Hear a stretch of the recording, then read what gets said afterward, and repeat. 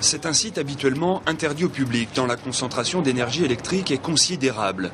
Ce site, c'est l'un des 30 postes sources que compte la Vendée. Une zone qui permet de transformer l'énergie 90 000 volts en une tension de 20 000 volts qui sera ensuite redistribuée aux communes.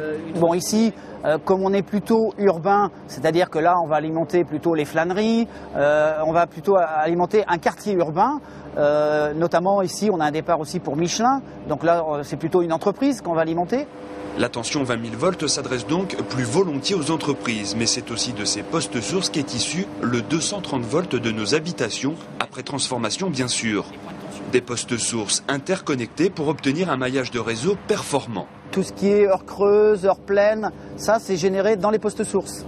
Ces 30 postes sources sont répartis uniformément sur les territoires de Vendée pour limiter bien sûr la distance entre le poste source et la commune.